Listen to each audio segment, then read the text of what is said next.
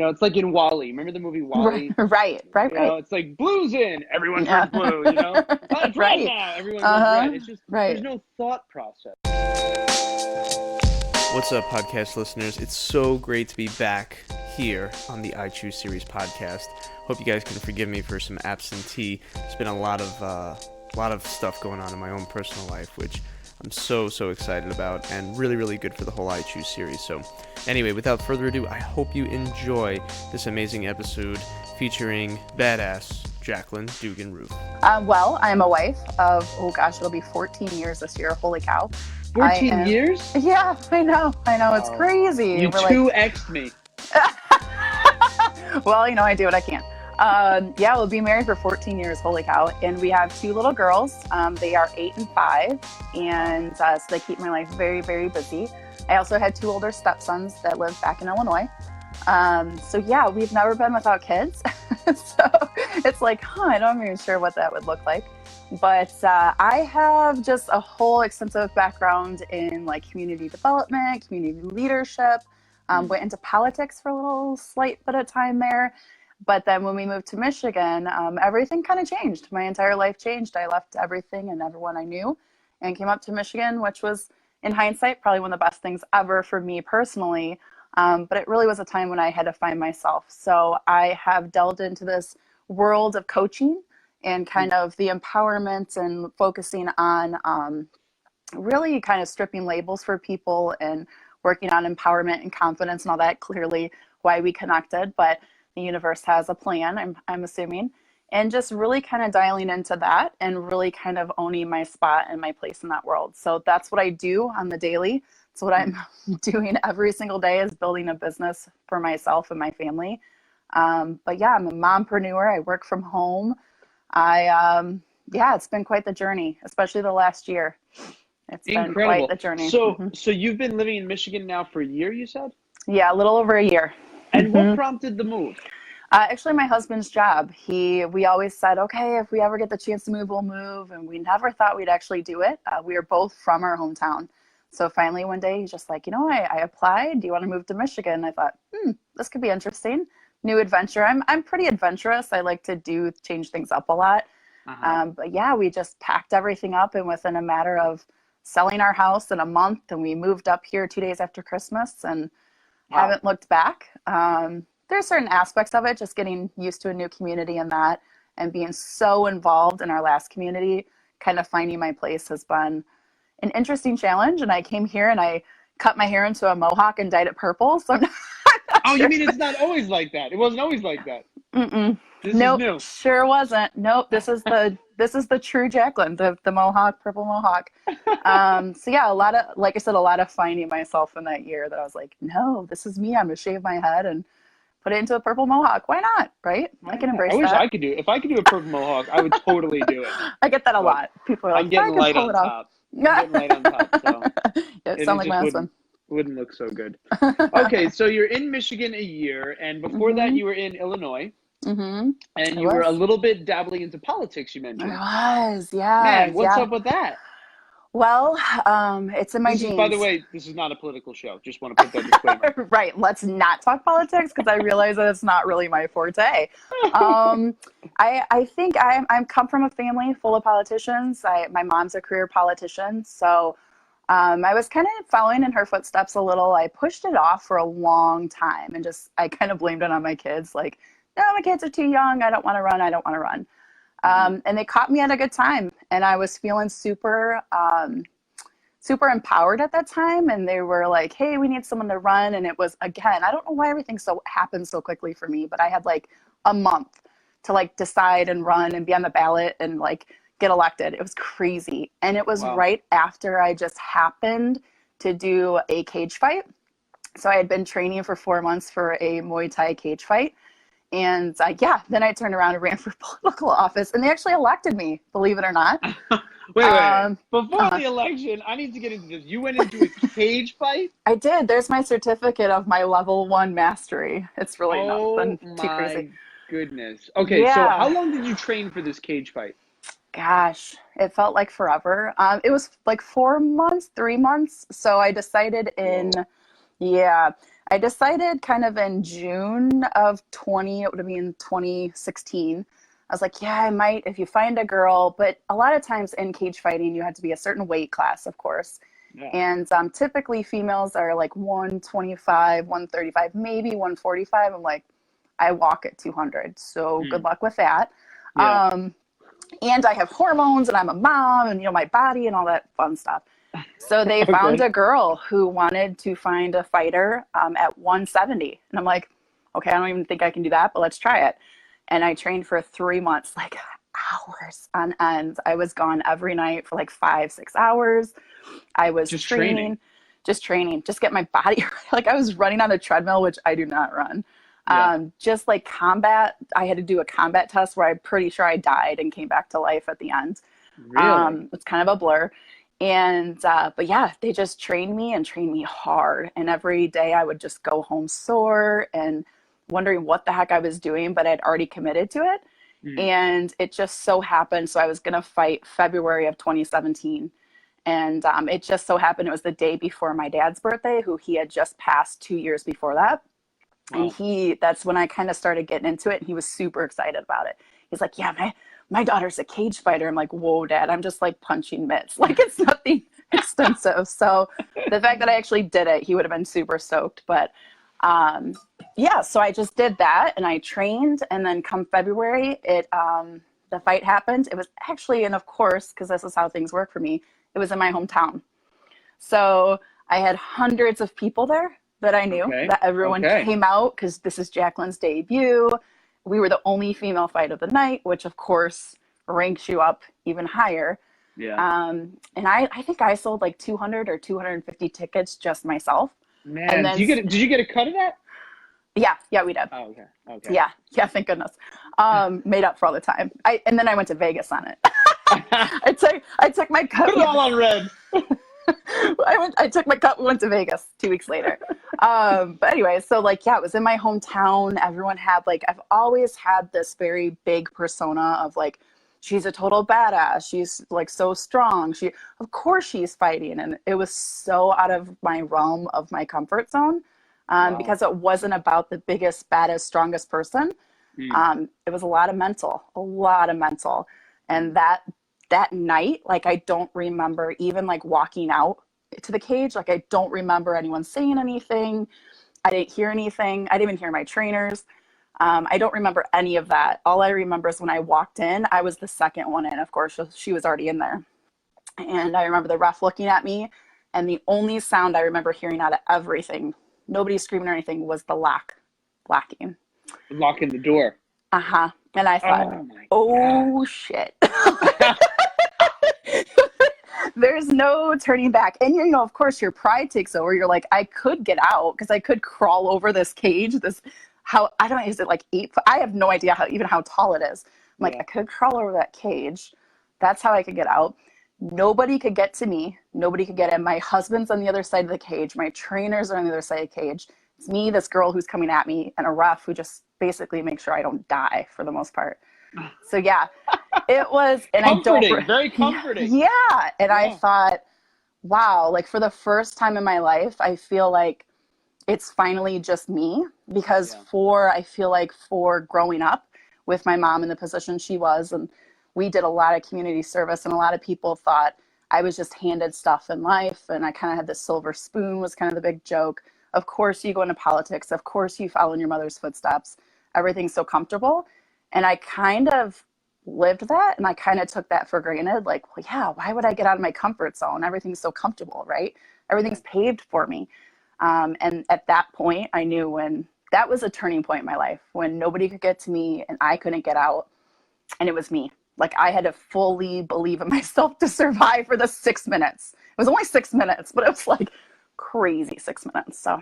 All right. So for anyone who's just tuning in right now, we are speaking with Jaclyn, living in Michigan. She's talking about her mother is still involved in politics? Yes, in per se. She's kind of retired, but yes, kind of still. Ran for office, but before running for office, she's speaking to us right now about her cage fight. So she walks into the ring, doesn't hear anybody or anything except for that lock on the door saying, hey, you ain't getting out.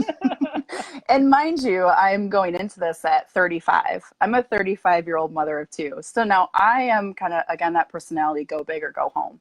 Like I got to do something grand for like it to sink in. Although I think that was even like even, notches above what I would typically do. Yeah, totally. So yeah, I remember. So what happened? So it's you got 6 minutes and a referee's making sure you don't die. What happens?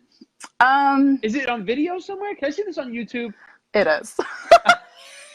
Of course it is, Michael. Of course it is. We need someone to pull that. If you're watching right now, find Jaclyn in the cage and add that as a comment, please. Yeah, we want to see that. Put it as my name. I'm sure it'll pop up somewhere. Nice. I remember. I also remember telling my trainer, like, I'm not sure that it's gonna click. Like, I was really afraid that I'd get in there, and I'm like the most easygoing, very compassionate person. So I was really afraid that it wouldn't click, like that switch wouldn't turn on. Which switch are you talking about? Survival? Yeah. Like just that switch of like, I don't know her. I don't dislike her. I don't even know who she is. I didn't meet her beforehand. I researched her a little bit, of course. Yeah. Watched, her past one fight she had, but I'm like, I don't know that it's going to switch on. And it did. That first punch to the face, I was like, oh, that's how that, and I'd always been, I've been sparring with all of my teammates who were mainly guys, and they did not go light on me. But it was like that whole instinct of, okay, you could either let her go at you and your pride takes over, the adrenaline rush, the adrenaline dump is real. I remember looking at my trainer, I think just after the first round, I'm like, I can't breathe. He's like, you got 30 seconds. You might want to suck it up because you're going back out. And they just kept pushing me out for my 3 rounds. I did survive. The best part of it is I lost. That's the best part. So let me ask you a question. How was this loss though? Because I watch UFC every now and then. Mm-hmm. Was it like a knockout? Was it like a chokeout? Was it? No, it was just by decision. Mm-hmm. By decision. Okay. Yeah. So not too bad. You stood your ground. I did. I did. Your thing. I did kind of caught up. She was pretty top heavy. And Jessica, if you ever watched this, she was pretty top heavy. So she had a really good strategy where she just clinched me most of the time. So I couldn't get out. Okay. So there was a lot of just throwing, just trying to survive. I knew I had 6 minutes to do it. And then at the end, it was just like, it's done. I mean, your ego does take a hit when you've been training so hard and the other person's hand gets raised. And you're in your hometown. Yeah. There's all these people expecting, big bad Jaclyn. And I was like, yeah, the best part is I lost. And I still walked out of there. And I remember telling them, don't ask me if I'll do it again, because I probably won't do it again anytime soon. But I said, I'm even more of a badass than when I walked in. And being a mom and just my girls weren't there to watch it. They watched it later on YouTube. But it was just like that feeling of, man, I can do just about anything for myself, that no one else helped me through that. It was all me. Yeah. Man, what an empowering, beautiful experience, because it's in those moments when we're when we really can't depend on anyone but ourselves, that we really get to see kind of what we're made of. Yeah. I thought I was made of a lot until that point. Then I knew. I really was able to define myself finally. Mm-hmm. Yeah. Mike Tyson says, everyone has a plan until they step in the ring and get punched in the face. Right, and it goes right out the window. I had all the progressions I was going to do in the sequence, and I've been practicing all these things with my trainer, and then I just remember looking, I'm like, I got nothing. I'm just surviving at this point. He's like, that's all you got to do is just survive. So I wasn't about to get knocked out. That was not an option. So. Yeah. Well, good for you. What an incredible experience. And you lived to tell about it. I did. And we didn't get a comment yet, but I'm hoping someone's finding that on YouTube to bring that up. Yeah. That's incredible, man. So then what happens next now? So after the cage fight, what happens next? I go to Vegas with my cut of the pay. And I did find out, though, at that point, too, God bless her.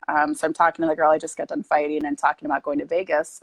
She's like, oh, I can't wait till I can go to Vegas. And I'm like, how old are you? She's like, I'm 20. I'm like, I am a 35-year-old mother too. Like, what am I doing? Then I was like, damn, I'm a 35-year-old mother too that just survived. Like, I felt pretty darn proud about that. So it was kind of that feeling. But after that, then I ran for elected office. Because why not? Wow.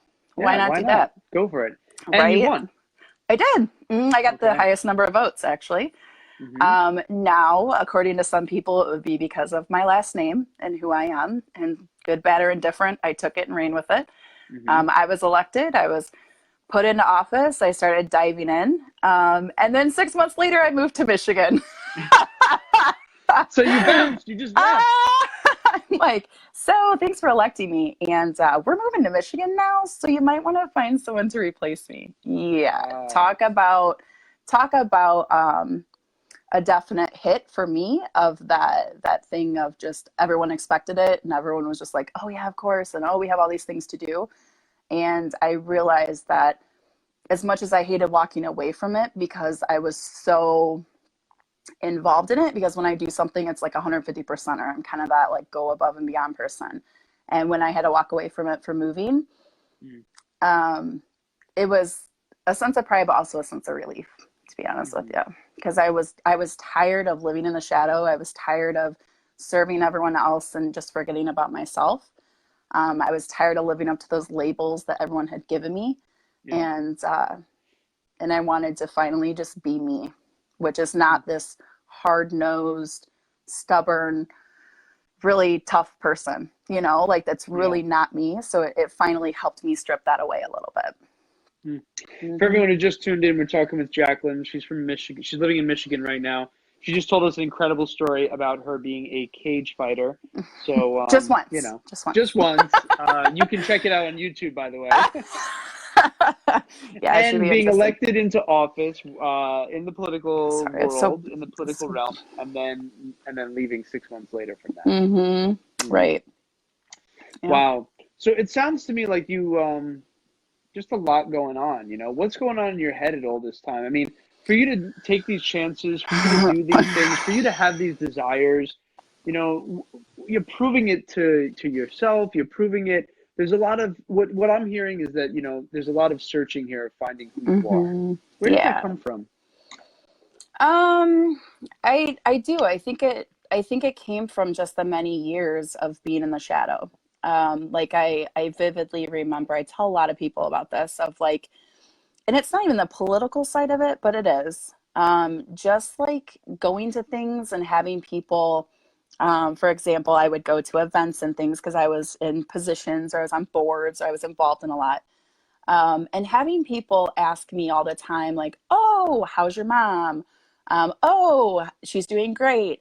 Oh, this and that. And then I would just be like, you know what?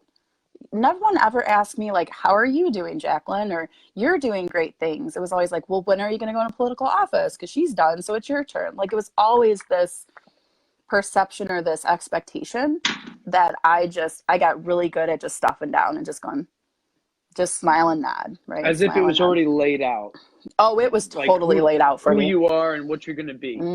Yeah, it was Mm. totally laid out. And And me, I went with it because yeah, why not go with what's comfortable? yeah. Hmm. I think that that's something that a lot of people, or most people, will kind of get in a rut every once in a while, where you're just like, it's comfortable. Why would I go out of my comfort zone? Why would I put myself in a cage? Why would I move away from everything and everyone I know? Why Yeah. would I move away from secure jobs? Why would, like all this stuff, to Hmm. then have to rediscover myself? Or even for me, it was like discovering me, like Yeah. actually being like, I'm a legit person that can stand on my own. That was a huge deal for me. Hmm.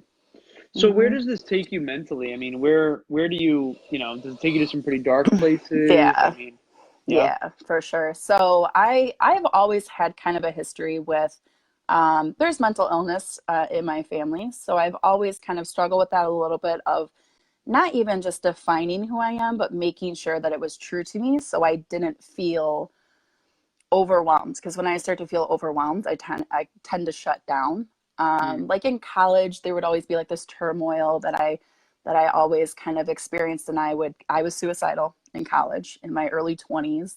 I was like contemplating, so just because it's so overwhelming to me Mm. at times, and it was always because I never knew who I actually was. And I know it's an ongoing process, and it's ever evolving, right? Of who you discover who you are. But for me, it was like, do I go this route and just stay comfortable and kind of at the status quo, or do I just challenge it even more? And I've always been kind of a rebel. So I just never was able to embrace it until then. So definitely Hmm. when we moved and everything was taken away, it was a dark place. It was very much a pressure was lifted off of me, but it was also a very dark place because I realized that the real Jaclyn, she's scary. Like she's super confident. She's super passionate about things. She speaks her mind. She's bold. She's her. She, like she's respectful of people, but then yet again, if you don't like her, it's not like she's going to wallow in it, which I did before. That's what I would always do. Like someone didn't like me, I'd be like, oh, why don't they like me? And I would wallow in it forever. And then it didn't serve anyone. So yeah, so I came face to face with the real Jaclyn, and I had to decide at that point, was I going to embrace her or was I going to continue to just feed myself my own line of bullshit for the rest of my life, for lack of better words. Yeah. That's a good way to put it. So, And this sounds kind of recent. yeah, this was within the last year. So you're like fresh in it. I'm fresh in it, Man, and oh man. fresh kind of coming out of it. I feel like finally kind of embracing that and taking the chance that people may not like me and having to meet new people. Like that's huge. Like that was a huge thing to me. I'm like, kind of feel like I'm dating like people. I'm like, who do I want to be friends with? I don't have to necessarily attach to everybody. Who's my people? Who do I resonate with? Because before Finding your I didn't have a tribe. choice. Before I didn't have a choice. I kind of had to be, I was shaking hands and kissing babies, so there was no like, oh, they're not part of my tribe type of Yeah. thing. Hmm. I understand that. I'd have to say that it sounds like, look, the growing and the changing is never going to end, Right. especially if like that's what you're seeking. If you are I hope seeking not. personal, yeah, if I you're hope it seeking that never personal ends. growth, but you're saying like, oh man, you're a year in it right now, and I think that in my opinion, it's like it sounds to me like you're getting closer to like a new chapter, which will then Right. start something else. Right. Right. Yeah. And What those is new that? chapters are exciting, but they're also super, super scary. Like Yeah. it's also very like you either decide to take that step or just stay where you're at. And I've I decided want to what's it I gonna want to hurt? hold it I want to hold it right there because Yep. you are an incredibly courageous, brave individual. I mean, you are taking chances. You're getting out there and you are experiencing things. You're doing shit. You're getting out of your comfort zone. And Hmm. so for me, and I'm sure for everyone who's listening, like that is brave and that is Thank you. courageous. Appreciate that. And yeah, well, I mean, that's kind of like why we're doing this whole thing is to hear Right. these kinds of stories, of people. But I want to talk about fear Sure. because I think it's fear that holds people back. Number one thing that holds people back from being their true self or being the lead in their life story is fear. Fear of like just about anything, fear of failure, fear of judgment, fear of self-judgment, fear of not liking who you might be on the other side. I mean, it's just all fear based. And I feel Yeah. like until I finally decided to like take those fears and face them and just like come to terms with them, like actually look at them, like don't stuff them away, don't say like, well, I have a fear of failure. What does that mean exactly? Is it fear of failure for myself? Is it fear of failure because everyone else is going to judge me? Like all of that, like working through that, I've done a lot of work on that because I realized with finding my true self there was a lot of fear behind that. Mm. There was definitely fears that I had to finally face that I couldn't say anymore if I wanted to be my true self. I mean, I could have just stayed where I Mhm. was and I could just been like, everything was fine. Like, it's not like my life was horrible by any means. Yeah. But it was just like, it's finally time to cut through Yeah. the huge layer of bullshit and just get through it. There's a lot I'm hearing, Jaclyn, and I'm hearing like, this, first of all, it's recognizing and Hmm. understanding that you're not at the fullest potential that you believe you Correct. can be or should be. Yep. Um, I guess the question I would have to ask now is that what are you afraid of now? Um, that's a great question. I am afraid of not being completely who I am intended to be. I think at Mm, this point, I am so afraid that I'm going to get in my head. I'm going to get self-doubt. I'm going to get fearful again at a different part and just not get to that point where I am doing, like you said, living up to my fullest potential. That is a fear of mine, that I'm going to leave this world and that it's going to be like, well, that was a waste because she didn't reach her fullest potential. That's probably one of my biggest fears. Always has been a fear. I've just masked it with other things like, well, I can't do that because I might fail, or I might do that because people might judge me. But really it's been this fear of not being me and not being the fullest potential, whatever that is. And that's according to my own standards, not the standards of everybody else. Because I've gone Absolutely. 36, almost 37 years of listening to everyone else. Like, it's time to finally be like, yeah, what do you want? Yeah. Mm-hmm. I would say, just be careful, because there's those voices sometimes, and I hear them too. Mm-hmm. That's why Right. I'm saying this. There's these Mm-hmm. voices in our heads. The only thing that I can say with full confidence from my experience is that, you know, we don't we don't ever like want to hurt ourselves. It's really other voices that have crept into our mind. Yep. It's other people's voices, because the inside voice is like that comes from our hearts, already knows and understands like who we Right. are, you Right. know? I Mm-hmm. think it's this world and the environment that we're in that is just constantly shitting on people, telling people that they suck. Yep.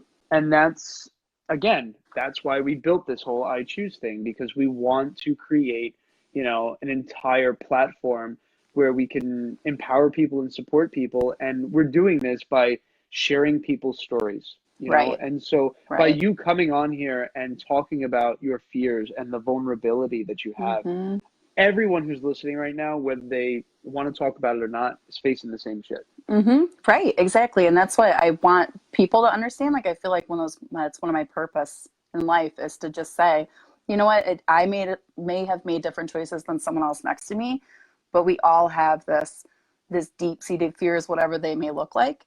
And it doesn't make me any better than the person next to me or them any better than me. It's like, we're all human. Like, it's Yeah, just this human factor. What's our common denominator? We're human. yeah. So it's just like the whole part of people, just, oh, I hate judgment. Like, I loathe judgment. Like, Mm. I've always been like that. Like, I don't like people who use titles to their advantage or their position, or, which is so funny since I've been surrounded by political people most of my life, or, people of power and stature. Maybe that's where I get it from, because I look at them. They've never been their title or their power. They've always been a human to me. So Mm. that's what I just want people to understand, that this safe space, and there's always going to be people, but you don't have to surround yourself with them either. Yeah, yeah. Mm-hmm.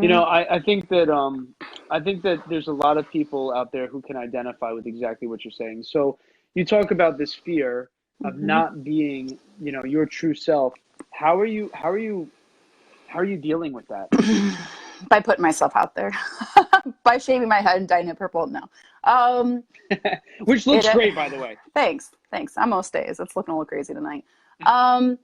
For me, it usually looks crazy. For me, it is that just putting myself out there, like not having that, like not restricting myself. Like, everyone's like, oh my gosh, Jaclyn, you're doing so many great things, and oh my gosh, we see you on social media, and oh my gosh, you're having all this growth. I'm like, you know what? It's not necessarily all of that. It's the fact that I'm just willing to put myself out there. Like, I will, sometimes to a fault, like I will be transparent and put myself out there and talk about all the icky stuff if I know that it will impact someone, even just Mm. someone. So for me, it's just, I'm finding my true self by being willing to get out there, being willing to put my story out there, being willing to put what I find my passion is behind with my coaching and, empowering people and all that.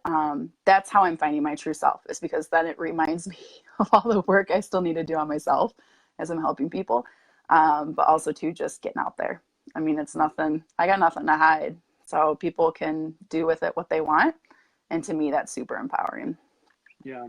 When you come out swinging and you say like, I don't have anything to hide, it's really, really difficult for adversaries or people who maybe are not living in that light to take you down, Yeah. because it doesn't matter what they think or say, Yeah, pretty you know? much.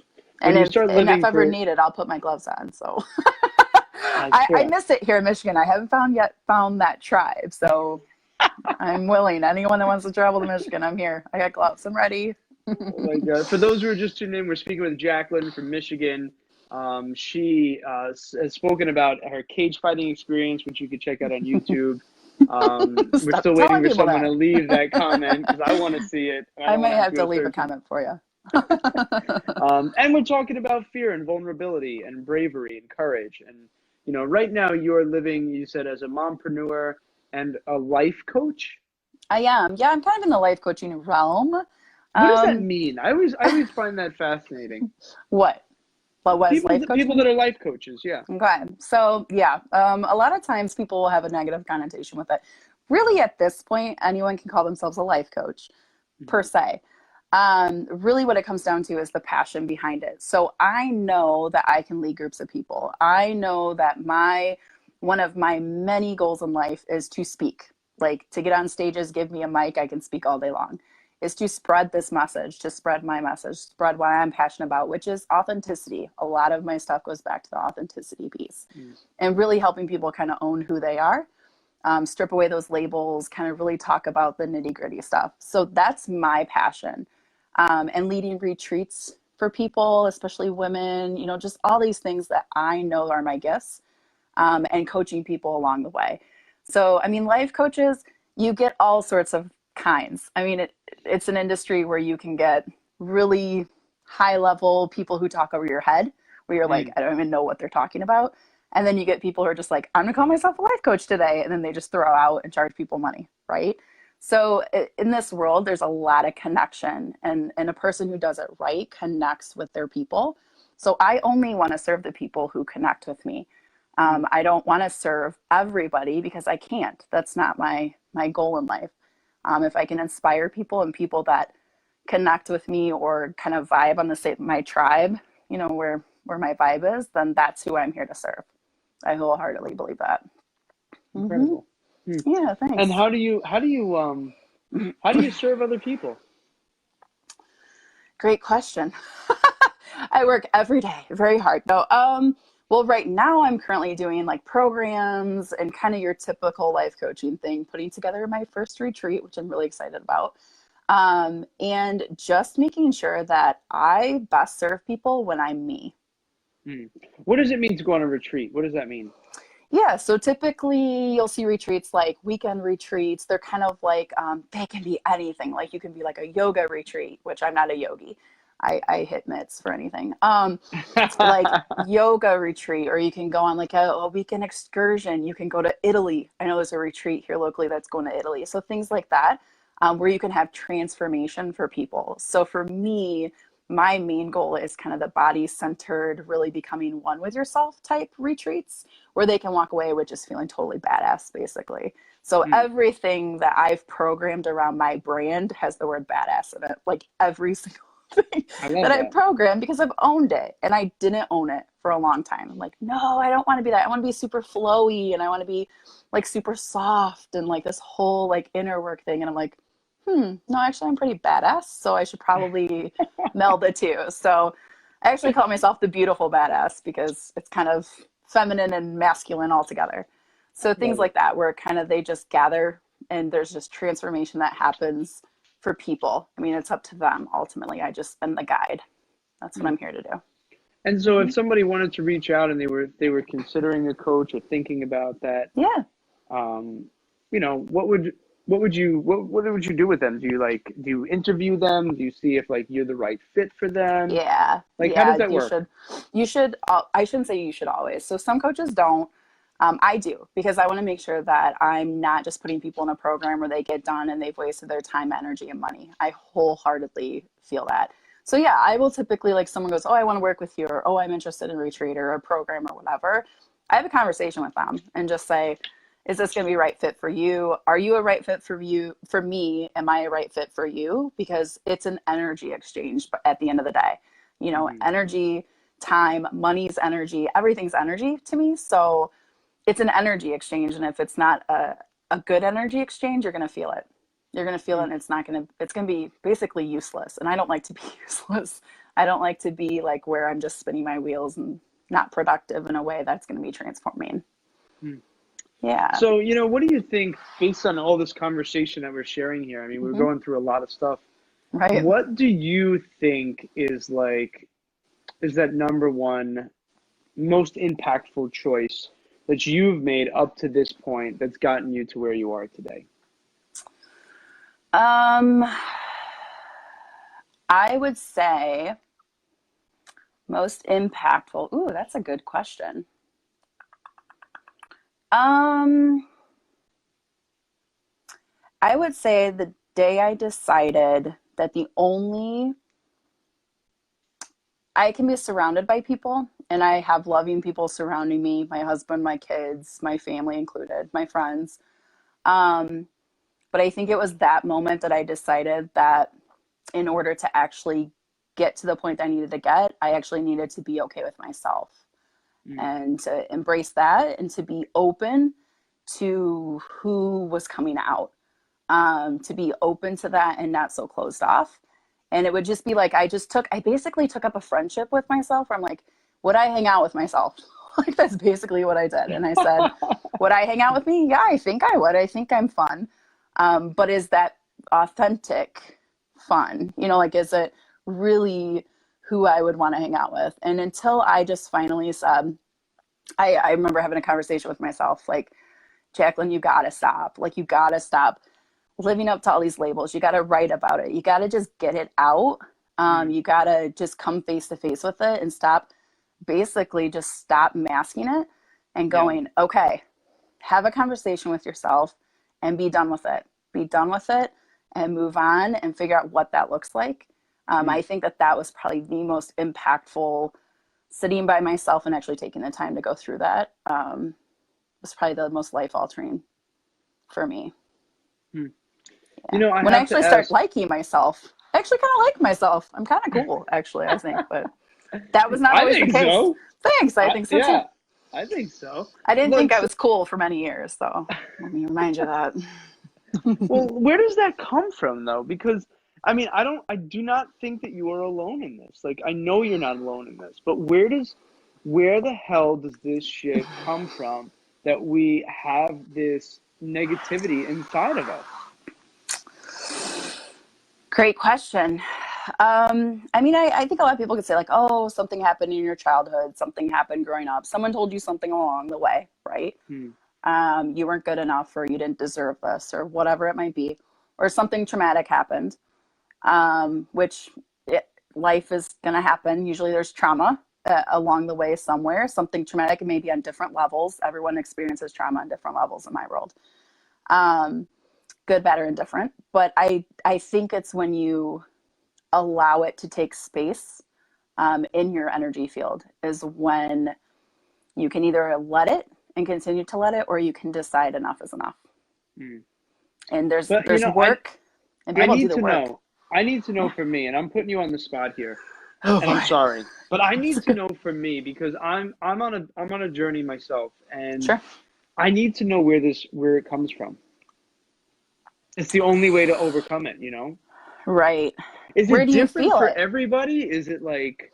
I think you feel it different. Like, where do you feel it? Like, when you think about this whole idea, maybe that you're not good enough or you don't like yourself or whatever, where do you feel it? It's not that I don't like myself. I do like myself. I think that I could be... I think sometimes I know this may sound ridiculous, but I think sometimes I could be too hard on myself. Amen, right? A lot of people can. And when you do that, where do you feel it? Like, physically in your body? Where do I feel it? I don't know if I have a physical reaction to it. I never thought of it that way. I'd maybe try to identify that. Like, a lot of times for me, it's in the pit of my stomach. So I know that when I start to feel those feelings, like literally my digestion will be off. I'm just funky, like everything's different. And until I can actually like stop and recognize that and work through that. And it can be in any form. I mean, it can be if you do meditation, if you just take 2 seconds to yourself to even think about it or to work through it. I mean, that can make a huge difference. That's what works for me.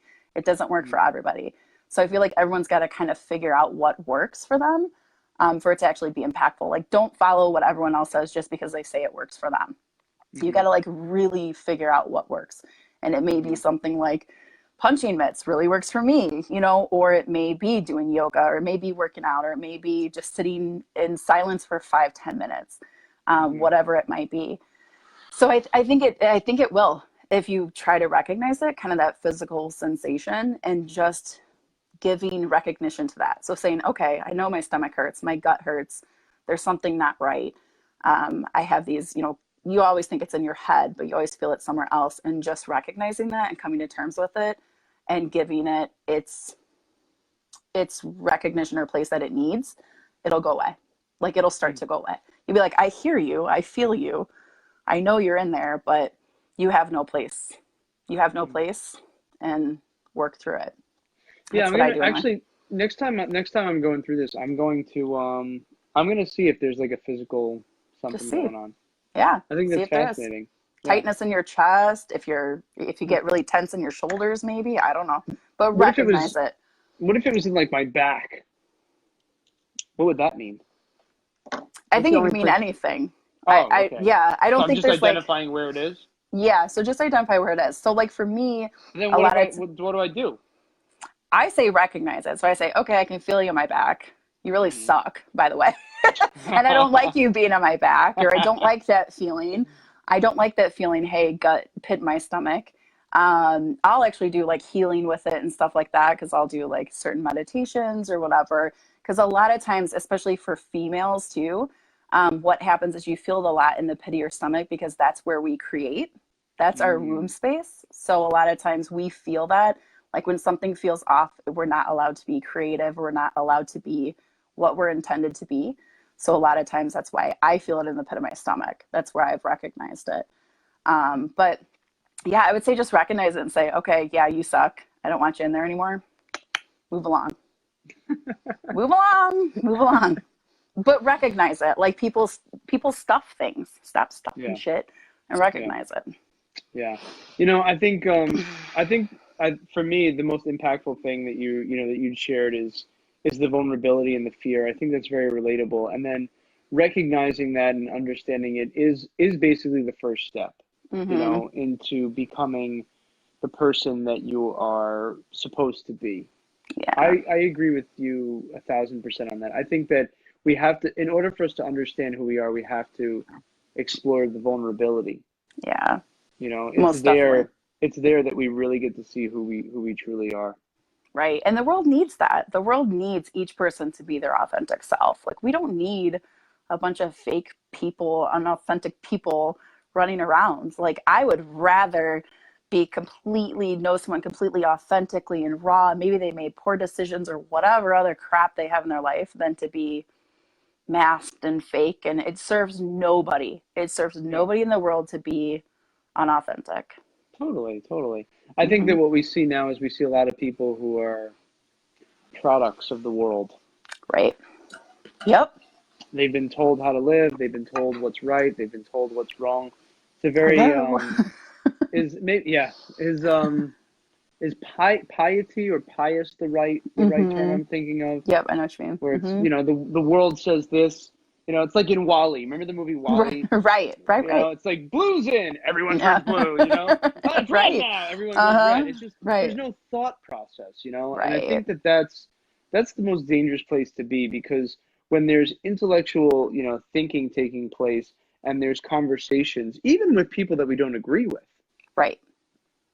That's where like really beautiful things can come from. Amen. And we are really in a place right now where I think we are losing touch with that. And the excuse to lose touch with that is anger or audacity or a variety of other things. But when it comes down to it, it's really just a bunch of children fighting over a shovel in a sandbox. Pretty much. Yeah, I would totally agree with you on that. So thank you so much, everybody, for listening to the I Choose Series podcast. Again, we're just in the beginning stages here of building an epic foundation. So if you like what you hear, you can follow us on Facebook at I Choose Series, also on Instagram, and please share the podcast. Thanks so much, everybody.